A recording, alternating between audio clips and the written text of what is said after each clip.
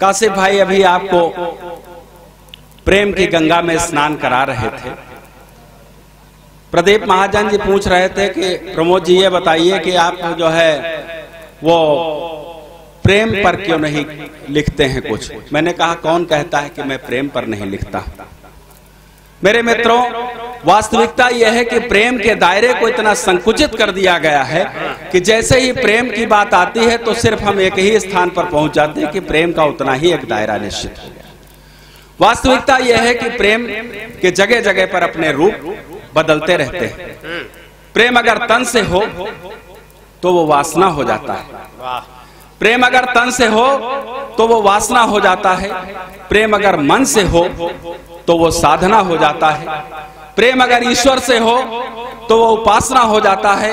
और मेरे मित्रों, प्रेम अगर देश से हो तो वो आराधना हो जाता है। आइए देश की आराधना में थोड़ी देर के लिए आपको सम्मिलित करता हूं। बस एक निवेदन करना चाहता हूं कि मैं जितनी भी देर आपके समक्ष हूं, मुझे इस बात का एहसास कराना कि मैं देशभक्तों के बीच में कविता पाठ कर रहा हूं। स्वागत। वाह। मेरे मित्रों, बड़ी पीड़ा होती है हमारे देश के इतिहास को मिटाया जा रहा है। हमें पता ही नहीं चला कि हम कब, आप बुजुर्गों से पूछिए, कोई बुजुर्ग यहाँ पर जितने लोग बैठे हुए हैं जब पढ़ते होंगे तो गा से गणेश पढ़ाया जाता था, फिर गा से गमला हुआ, फिर गा से गधा कब हो गया हम जान नहीं पाए और हमने उसको स्वीकार कर लिया। बिल्कुल सही, जब गधे आए तभी हुआ। बिल्कुल सही है। कुछ गलतियां हमारी हैं कि हमने उसको स्वीकार किया और शायद यही कारण है कि आज जब कभी प्रगति की बात आती है तो सर्वप्रथम अमेरिका का नाम लिया जाता है। किसी से भी पूछिए जो इसको ये भी नहीं मालूम हो, एक रिक्शा चालक भी हो, अगर उससे ये पूछिए कि अमेरिका किधर है, वो ये भी नहीं बता पाएगा। लेकिन कभी भी बात चले तो वो बताएगा कि अमेरिका ने ऐसी मशीन तैयार कर दी है जिससे अमुक कमाल हो सकता है। क्यों ऐसा वो इसलिए कहता है क्योंकि हमें अपने देश की शक्तियों के विषय में, अपने विषय में मालूम ही नहीं है। मैं आपको बतलाना चाहता हूं कि भारतवर्ष प्रगति के जिस सोपान तक पहुंच चुका है, वहां पहुंचते पहुंचते अमेरिका को भी करोड़ों वर्ष लग जाएंगे। मैं 4 पंक्तियां पढ़ता हूं और लगे कि इस प्रमोद द्विवेदी ने सच्चे मायनों में प्रमाणित करके दिखाया है, तो अब तक जो मुट्ठियां बंद हैं वो सब खुल जानी चाहिए। पंक्तियां पढ़ता हूं, सुनिए। बिस्मिल्लाह। मैं 4 पंक्तियां पहले सर्वप्रथम नमन की पढ़ना चाहता हूं और नमन करना चाहता हूं उनको। मेरा मानना है कि प्रत्येक भारतीय का यह कर्तव्य है कि उनकी वंदना से ही अपने दिन की शुरुआत करे। पढ़ता हूं, सुनिएगा। बिस्मिल्लाह। भगत सिंह अशफाक राजगुरु शेखर सुभाष की जवानी को नमन है। बिस्मिल्लाह। भगत सिंह अशफाक राजगुरु शेखर सुभाष की जवानी को नमन है। और धीर वीर पन्ना धाय झलकारी दुर्गावती चेन्नई मावा झांसी वाली रानी को नमन है। तो देश रक्षा है तु जिसने लुटाया प्राण, ऐसे एक एक बलिदानी को नमन है। ऐसे एक एक बलिदानी को नमन है। जहाँ ऐसा उपजाऊपन उस भारत की शक्तिशाली माटी और पानी को नमन है। बहुत अच्छे भाई प्रमोद जी, वाह वाह वाह। और मेरे मित्रों, आप किसी साधारण देश में नहीं रहते हैं। क्या क्या यहाँ का पूजनीय है, पंक्तियां पढ़ता हूं, सुनिएगा। कि शेखर की देशभक्ति, शेखर की देशभक्ति, झाला जी की स्वामी भक्त, गांधी जी की पावन लुकाटी पूजनीय है। शेखर की देशभक्ति, गांधी जी की, शेखर की देशभक्ति, झाला जी की स्वामी भक्त, गांधी जी की पावन लुकाटी पूजनीय है। और देश हेतु हंसी खुशी शीश को चढ़ाने वाली सुंदर पवित्र परिपाटी पूजनीय है। तो कण कण जिसका शहीदों के लहू से सना, धरती के स्वर्ग वाली घाटी पूजनीय है। देवता भी जहाँ जन्म को तरसते हैं, उस भारत की इंच इंच माटी पूजनीय है। बहुत अच्छे, वाह वाह। मैं 4 पंक्तियां पढ़ता हूं और आज के बाद आप अपने पर गर्व करना।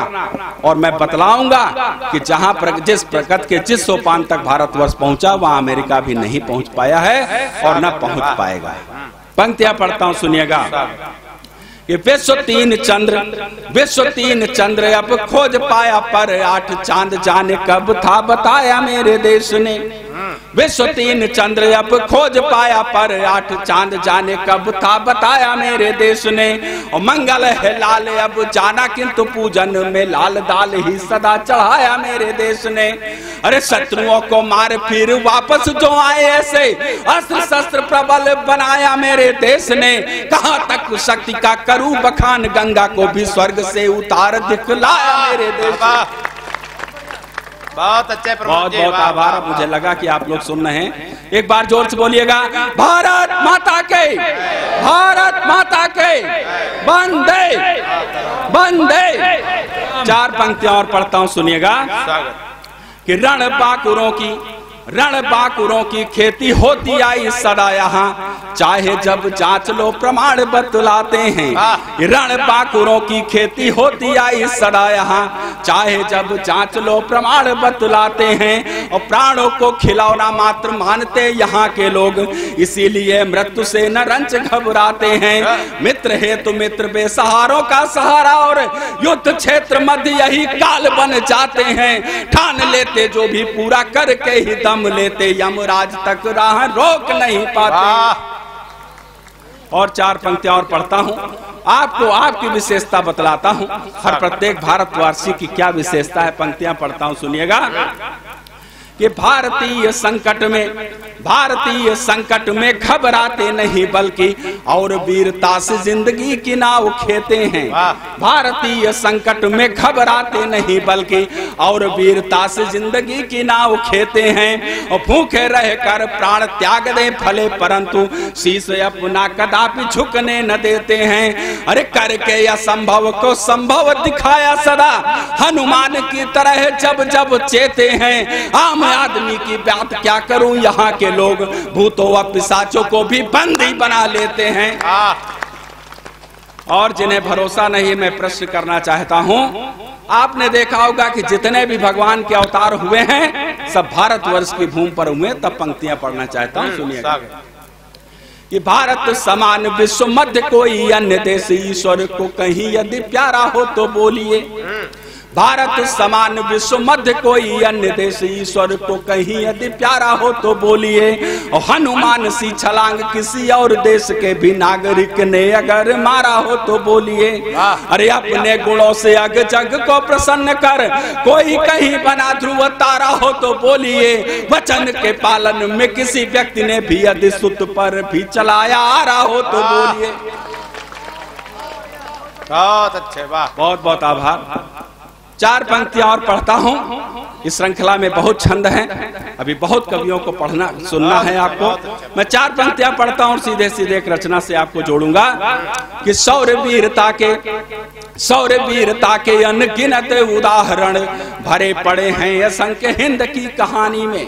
शौर्य वीरता के अनगिनत उदाहरण भरे पड़े हैं असंख्य हिंद की कहानी में। और कोई बचपन में ही सिंह दंत गिनता, तो कोई लेता है निगल सूर्य को नादानी में।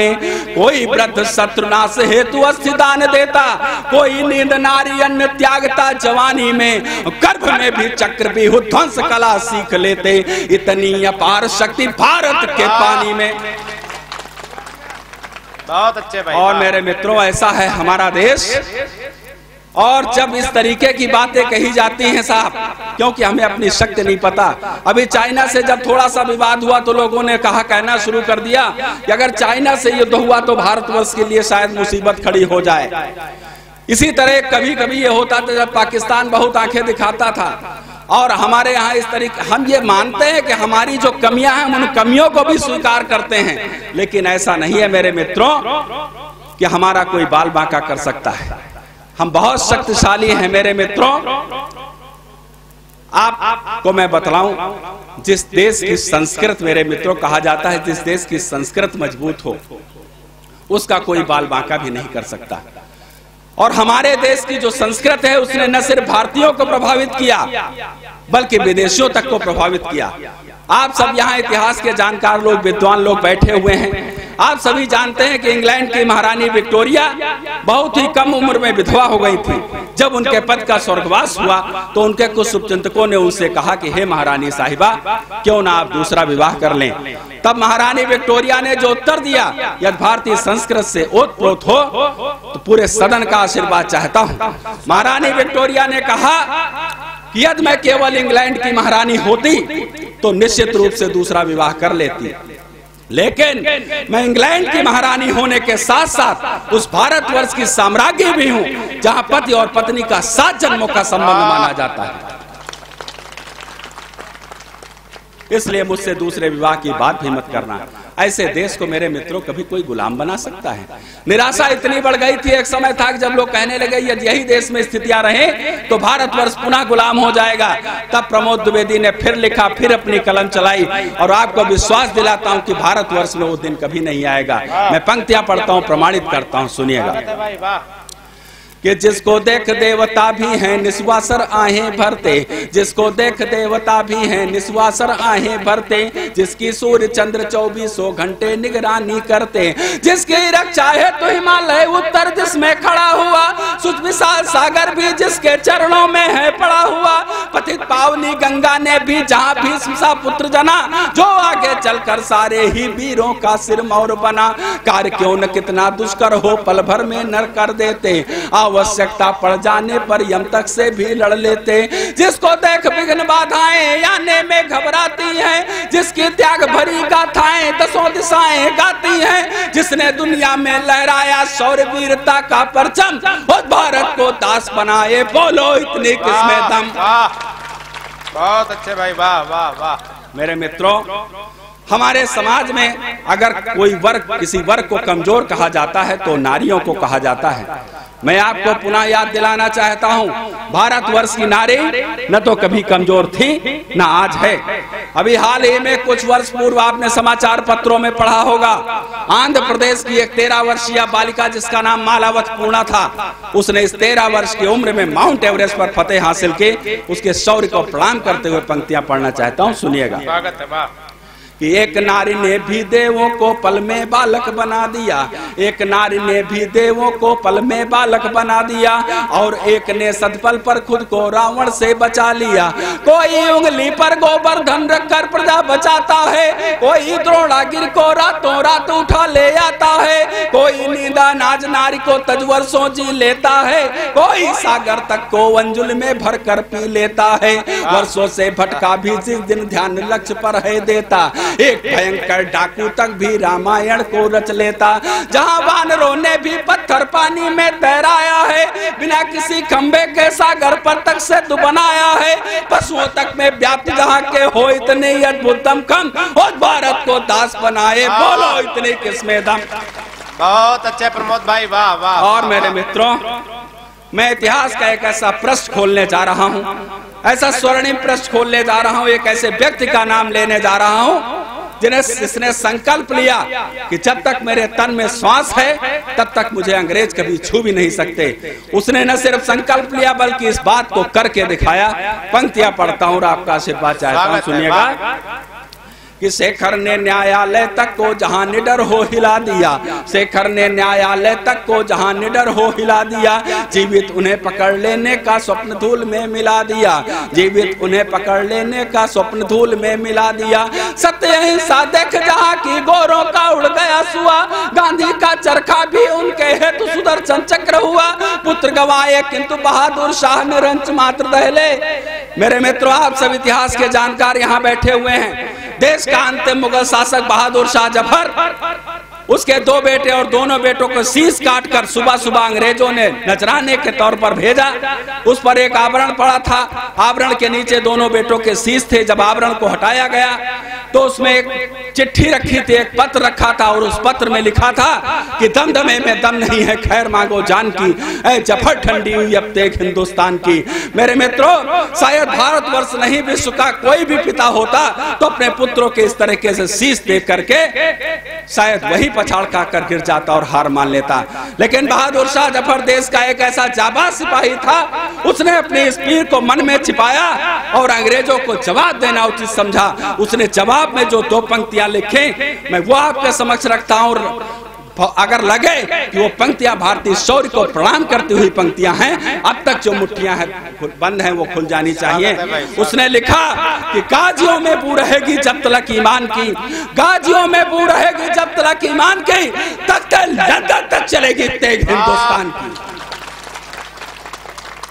तब साफ पंक्तियां पढ़ना चाहता हूं, सुनिएगा कि शेखर ने न्यायालय तक को जहां निडर हो हिला दिया, जीवित उन्हें पकड़ लेने का स्वप्न धूल में मिला दिया। सत्य अहिंसा देख जहां की गोरों का उड़ गया सुआ, गांधी का चरखा भी उनके हेतु सुदर्शन चक्र हुआ। पुत्र गंवाए किंतु बहादुर शाह ने रंच मात्र दहले, क्या मजाल जो एक असुर भी उनकी आंखों से बहले। जहां देश हित लल्लाओं ने अपनी गोद उजाड़ी हो, और निहत्थे वीरों ने बीयर की फौज पिछाड़ी हो। जहां सावरकर को लूबल सिदरस बनकर घूमा, हंसते हंसते भगत सिंह ने फांसी का फंदा चूमा। जहां मृत्यु को देख रंजन आंख होती है नम, उस भारत को दास बनाए बोलो इतनी किस्में दम। बहुत अच्छे प्रमोद भाई, वाह वाह वाह। मेरे मित्रों, निराशा उस समय इतनी बढ़ गई थी कि हमारे कवि मित्र ने भी लिख दिया कि यदि यही स्थितियां रही तो कोई मां अपने बेटे को सेना में नहीं भेजेगी। साहब, मैं ये भी नहीं मानने को तैयार हूं, और इसका सबसे बड़ा प्रमाण यह है कि आज भी जब कभी सेना में कोई रिक्तियां निकलती हैं तो एक एक जगह पर एक एक लाख प्रार्थना पत्र होते हैं। इससे बड़ा प्रमाण मैं आपको नहीं दे सकता। हाँ, एक बात का कष्ट जरूर होता है मेरे मित्रों कि जब हमारा कोई सैनिक शहीद होता है तो हमारी संवेदनाएं उसके साथ जुड़ी होनी चाहिए। लेकिन ऐसे मौके पर जब इस तरीके का कोई बयान आता है कि साहब उनकी तो नौकरी ही होती है जान देने की, तब मुझे बहुत कष्ट होता है, अपार कष्ट होता है। लोग कहते हैं इस देश की राजनीति उस दिन सुधर जाएगी जिस दिन सारे लोग पढ़े लिखे हो जाएंगे। मैं इस बात को नहीं मानता। मेरा ऐसा मानना है कि इस देश की राजनीति केवल उस दिन सुधरेगी जिस दिन ये चुनाव लड़ने का ये मानक रख दिया जाएगा कि चुनाव केवल वही व्यक्ति लड़ सकता है जिसके घर का कम से कम एक सदस्य सेना में अवश्य हो। वाह। शहीदों के दर्द का, किसी शहीद के परिवार के दर्द का बखान करते हुए उटावा के कुमार मनोज की 4 पंक्तियां पढ़ना चाहता हूं भैया, बखल सुनिएगा। उसने जिस तरीके से लिखा, शायद उससे श्रेष्ठ पंक्तियां अभी तक देश में नहीं निकले। अगर आपको पसंद आ जाए तो सारी की सारी तालियां उस कवि के झोली में डाल देना। उसने लिखा कि सुख भरपूर गया मांग का सिंदूर गया, नन्हे नौनिहालों की लंगोटियां चली गई। सुख भरपूर गया मांग का सिंदूर गया, नन्हे नौनिहालों की लंगोटियां चली गई। बाप की दवाई गई, भाई की पढ़ाई गई, नन्ही नन्ही बेटियों की चोटियां चली गई। ऐसा विस्फोट हुआ जिस्म का पता न लगा, तन के न जाने कहां बोटियां चली गई। आपके लिए तो एक आदमी मरा है किंतु मेरे परिवार की तो रोटियां चली गई। भाई क्या कहने, वाह वाह वाह। तब साफ पंक्तियां पढ़ना चाहता हूं, सुनिएगा कि जहां वीर सेना में भर्ती है तो सदा आतुर रहते, प्राणों से भी अधिक हमें है प्यारी आजादी कहते। जहां पत्नियां खुद सीमा पर पति को भेज दिया करती, विधवा होने पर शहीद की मन में गर्व किया करती। माए सुस शहीद होने पर निज किस्मत पर इतराती, दुख होता तो इतना काश की एक और सुजन पाती। सैनिक अपने कदमों को रण में न कभी रुकने देते, प्राण त्यागते किंतु राष्ट्र ध्वज रंच नहीं झुकने देते। अंतिम क्रिया किसी योद्धा की जब स्वदेश में की जाती, तब भी उसे सलामी तोपों द्वारा ही है दी जाती। जहां त्याग बलिदान व साहस का ऐसा पावन संगम, उस भारत को दास बनाए बोलो इतनी किस्में दम। मेरे मित्रों, अक्सर वीर रस के कवियों के ऊपर एक आरोप लगाया जाता है कि यदि उनके पास भारतवर्ष के अतीत का गुणगान न हो तो शायद वर्तमान में उनके पास कहने के लिए कुछ भी नहीं है। तब मैं कहना चाहता हूं, ये बात अलग है कि हमें अपनी कमियों को भी स्वीकार करना आता है, लेकिन जहां अन्य देशों से तुलना की बात आती है तो मैंने बहुत अध्ययन किया, बहुत जगह घूमा हूं, माँ की कृपा है, देश विदेश सब जगह पूरी जगह गया हूं और मैंने तुलना की, वहां को पढ़ा, वहां की संस्कृत और सभ्यता को सब कुछ वहां का पढ़ा। और आज भी मुझे ऐसा लगता है कि अगर अन्य देशों से तुलना की जाए तो भारतवर्ष का वर्तमान भी इतना स्वर्णिम है कि लिखे जाए तो पन्ने कम पड़ जाएंगे। बहन जी बैठ जाइए आप, ये तरीका नहीं होता, ये सलीका नहीं होता, ये अदब की महफिल है यहाँ। इस तरीके से जब कोई कभी पढ़ चुका हो तब आप कहीं जाएं, या जिसको जाना है भी जा सकता है। भगवान ना करे और किसी को बीच से उठाए भगवान। नहीं नहीं जाने दो, घर में भी इनके कहा गया था न जाओ तो चलिए आई, तो तुम कैसे रोक सकते हो। एक बार जोरदार तालियां बजाइए आप लोग।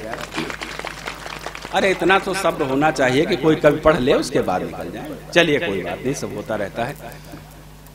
मेरे मित्रों, तो मैं बात वर्तमान की कर रहा था। अभी हाल ही में देखा आपने, कारगिल का युद्ध हुआ, बड़ी विषम परिस्थितियां थी मेरे मित्रों। दुश्मन सैकड़ों फीट की ऊंचाई पर था, भारतीय सेना सैकड़ों फीट नीचे खड़ी थी, लेकिन उन स्थितियों में भी युद्ध हमने जीत लिया। पंक्तियां पढ़ता हूं, सुनिएगा कि मात्र नहीं स्वर्णिम अतीत के बल पर मैं यह कहता हूँ, मात्र नहीं स्वर्णिम अतीत के बल पर मैं यह कहता हूँ, जो भी कहता उसे प्रमाणित करके भी मैं रहता हूँ। वर्तमान में भी भारत ने इस ताकत को सिद्ध किया। युद्ध कारगिल का मुश्किल था, फिर भी उसको जीत लिया। अत्याधुनिक अस्त्र शस्त्रों से भारत आज सुसज्जित है, कोई देश न दुनिया का कर सकता इसे पराजित है। एक नहीं सैकड़ों कर करे सेना में है भरे पड़े, एक नहीं सैकड़ों कर करे सेना में है भरे पड़े, धूल चटा दे सभी शत्रुओं को रण में जो खड़े खड़े।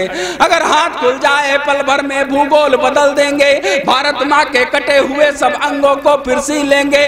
बच्चा बच्चा जहाँ राष्ट्र रक्षा सिद्ध हो एटम बम, और भारत को दास बनाए, बोलो इतने किस्में दम। क्या कहने प्रमोद जी, वाह वाह। एक बार जोर से बोलिए, भारत माता के, भारत माता के, वंदे वंदे। अंतिम चार पंक्तियां पढ़ते हुए अपनी वाणी को विराम देना चाहता हूं। जिस प्रकार से आप सबकी कुछ न कुछ इच्छा है, अभिलाषा है, उसी प्रकार इस छोटे से कवि की क्या इच्छा है, अपनी अभिलाषा की चार पंक्तियां पढ़ते हुए अपनी वाणी को विराम देना चाहता हूं। सुनिएगा, ये चाह नहीं भक्त कहलाऊं हनुमंत सम उर मध्य घर जिनके बनाया राम ने। चाह नहीं भक्त कहलाऊं हनुमंत सम उर मध्य घर जिनके बनाया राम ने। और किंचित न अभिलाष राजा बन राज्य करूं, ख्याति पाऊं प्रजा लगे हाथों हाथ थामने। अरे चाहता भगत सा पुजारी बनूं भारती का, हार मानी जिसके समक्ष लोभ काम ने। जीवन बिताऊं देश सेवा में समूल, और जब मरूं हो तिरंगा मेरे सामने। जय हिंद, जय भारत।